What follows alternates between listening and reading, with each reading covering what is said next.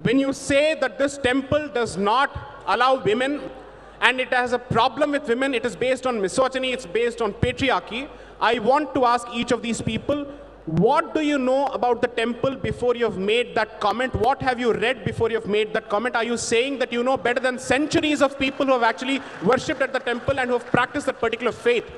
Unless and until you have a specific position, kindly don't make yourself the representative of the entire female community. You're not. Second, you can't speak on behalf of believers, you can't speak on behalf of the deity, you can't speak on behalf of the temple. To put it in the language of Game of Thrones, you know nothing, Jon Snow.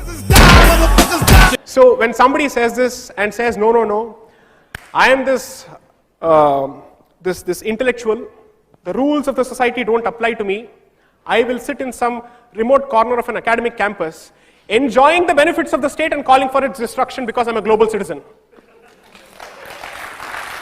Give up the benefits of the state. Give up the benefit of the state and beg for food the way the true seeker was expected to before. Bhiksha mango, then ask for it.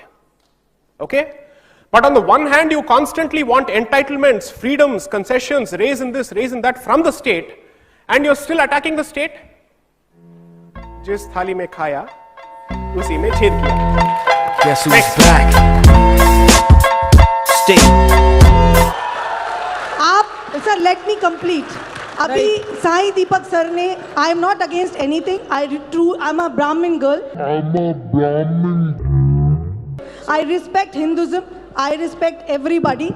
मेरा सिर्फ एक ही कहना है. Got your question, ma'am. Please reply properly. Can I just request the lady to pay attention because I'm responding to your question, right? Okay. One, I don't see why you had to flaunt your Brahminical credentials because as long as you're a Hindu, there ends the matter.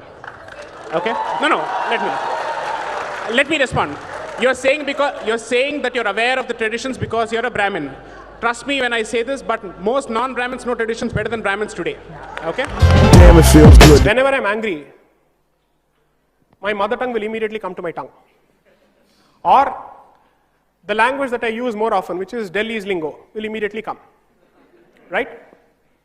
What does it tell you? That notwithstanding all the external stimulus that is put on human behavior, nature is nature. Training is training. Genetics is genetics to a significant extent. Conditioning and surroundings also have an impact on genetics, but it will automatically come to you, which means policies which are completely at loggerheads with the native pulse of this land will never find acceptance and they will never be implemented. Let me give you a simple example. The state's role in alcohol production is a relatively new phenomenon because traditionally almost every Indian home used to brew its own alcohol without any state interference. Ganja today has acquired a negative status. Just try and read the Indian Drug Commission report of 1893-1894 written by the British. They wanted to ask themselves, can we bring in a law to stop the consumption of this because it is an intoxicant? They arrived at the conclusion that this is so native to this country, it is so ingrained in its cultural practices, and it is nowhere comparable to alcohol or anything else, that let's not interfere with it. That was the Britishers' decision with respect to ganja. When was it banned in India for the first time? 1985, because of a global movement. And the global movement has come a full circle, where close to 36 states in America have legalized ganja. And now we are wondering, oh, master ne ab to ulta kar diya, main kya karu? Usne to palti maar di. Meri sense of originality to ghatiya ho gayi. My point is, everything that relates to Islam necessarily comes from a book and commentaries which do not originate in India. Okay. Would that be a correct statement to make? You're absolutely wrong. Oh, please you tell me. You don't know. Sahih al-Bukhari was authored in India. Do you know Fatwa Alamgiri? Go ahead, Fatwa Alamgiri? Oh, so you use Fatwa Alamgiri to actually... Listen to me. Where was Fatwa Alamgiri written? No. The question is, when you issue a fatwa, do you use the Quran or what are you using? Are you debating with me or an anchor? I am asking you a straightforward question. I'll answer. I am asking you a straightforward question. I am answering you in a straightforward way. Please listen to me. You have. Should I rephrase the question for you to understand it better? I understood where you're coming from. Answer, please. Do you believe that the Islamic law is only Quran and Sunnah? No. You're absolutely wrong. Go ahead, please explain. No, it is not. Right.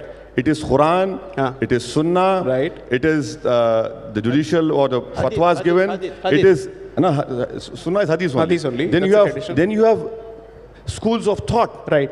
Hanafi, Shafi'i, Maliki, Fiqh. Right. Then you have Fatwa Alamgiri. There are so many books. So You these know, schools it's- of thought, what is the basis of the schools of thought? Is the simple question. every religion, every school of thought, Right. basically Has the audience Muslim- understood the question?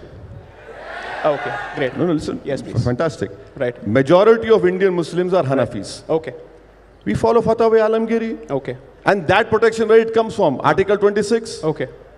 isn't it? And what is the basis of Fatwa Alamgiri? Fatwa Alamgiri is the opinion of the Islamic scholars who were born in India, Based on what? based on Quran and Sunnah. Thank you. and X gon' give it to you.